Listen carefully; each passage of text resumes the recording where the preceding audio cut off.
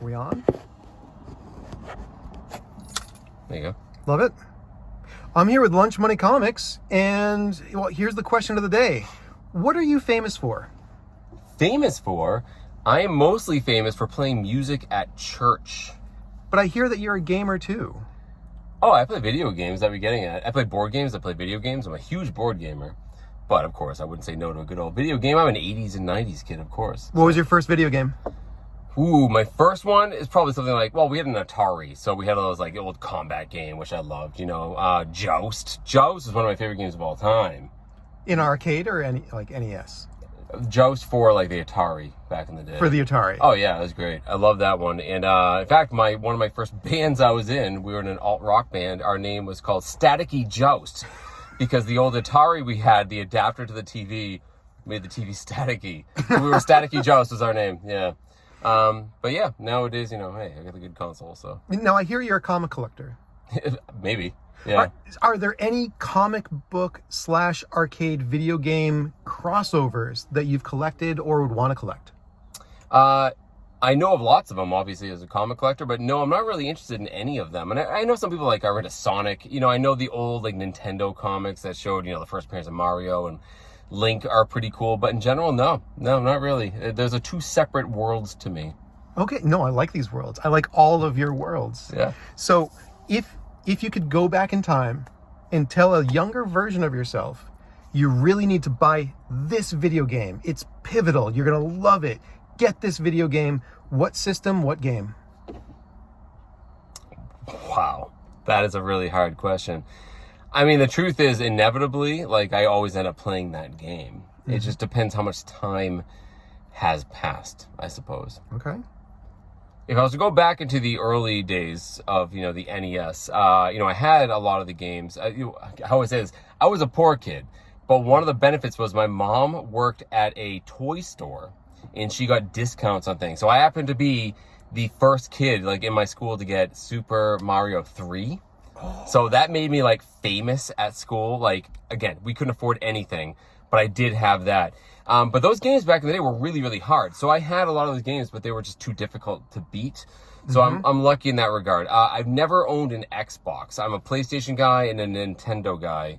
Never had the Xbox. There's a lot of games I never played. I wasn't a big Halo player, for instance. So I guess I would have liked to get on board with a lot of those other titles that I didn't have access to. I played them at friends' houses and stuff, but not really my jam. Sega games, I would go to friends' houses and play those games. There was an awesome X-Men Sega game that I loved at my buddy's house. I wish I had that. Now, do you remember the All-Star arcade game of X-Men multiplayer? Did you ever play?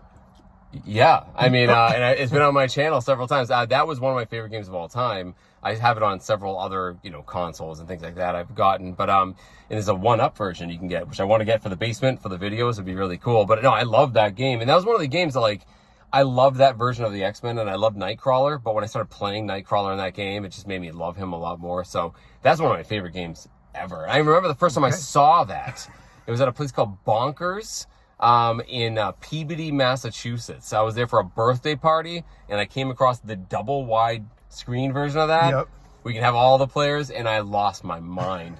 I didn't even go back to the birthday party. I think I played that and used all my quarters up. So you lost your mind and lost your money. I did, all of it, and it was worth every single cent of lunch money for that game. Yeah. All right, so you're a human database, and getting back to Super Mario Brothers 3. Yeah. Super Mario Brothers 3, first seen in the movie? The Wiz. With actor... what is his name? The kid from Wonder Years. Fred. Was in Deadpool 2. I know. I'm just blanking on his last name. Dude, come on, you know this. You're savage. I do. You're so savage. We were just having adult beverages at Treehouse here, so you're catching me at that time. You're a savage. Fred Savage, thank you. Yes. Jerk. Yes, Fred Savage was in it. I don't remember the names of the other kids that were in it. But yeah, no, that was awesome because you also got a preview of how you could do one of the skips. Yes. Right? And we all played it. We all did it. We all did the skip, yeah. And there was a couple ways you could get to Warp World 2 and get the whistle and all that stuff. So yeah, that was great. And Nintendo Power back in the day, man, again, I couldn't afford Nintendo Power, but my friends did. You'd read that magazine to death, learn all the cheats and stuff like that. Yeah, it was good times. Okay, last question. If you could go, how do I want to phrase this, Michael? Okay, you got me stumped. What do you think is the most pivotal video game that has propelled game playing today? Oh, so in general, not for me, just forever. Forever, since Pong, from today, what do you think is one of the most pivotal games that's ever been designed? Whether it's an indie game or huge marketing, whether it's Minecraft, Legend of Zelda, what is one of the most pivotal games that we couldn't live without, and it kind of defined games today? Holy smokes, that's really hard. I mean, I think it's too easy to say Mario Brothers. I mean, that was basically inventing the modern, I say modern, lightly, but the modern side-scrolling, two-dimensional platforming. That's huge, obviously, can't be overstated. I feel like Zelda, though, where it was more of an open world, you could do things in relatively different order, an overview from the top was huge. Legend of Zelda, the first one. All of them were big. All those early Nintendo games. I mean, you could really go back and say from a programming standpoint, a lot of the earlier stuff that came out on, never mind the Atari, but before that, for like, the DOS systems and stuff.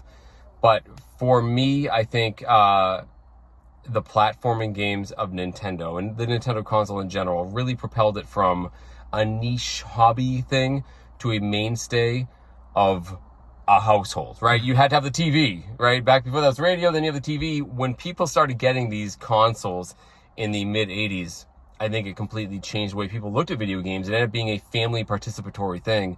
It was a pastime that was accepted. It wasn't a niche thing.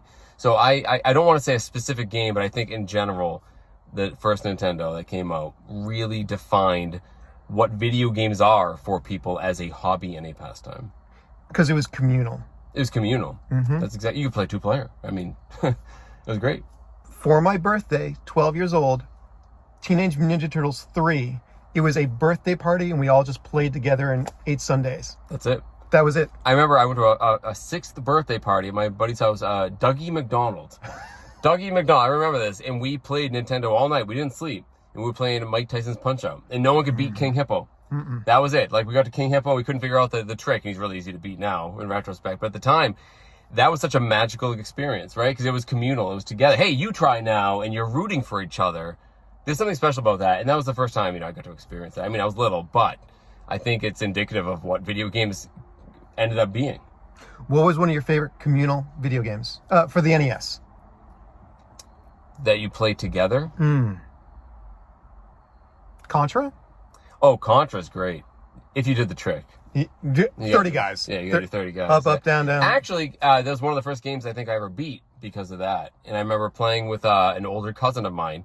Thought this game was impossible. Never got past the first world. He did the code, and I felt so accomplished that we did it. So that was a memorable experience in my gaming career. Yeah, absolutely Contra. Thanks for taking the time to talk to us, Mike. Thanks, man.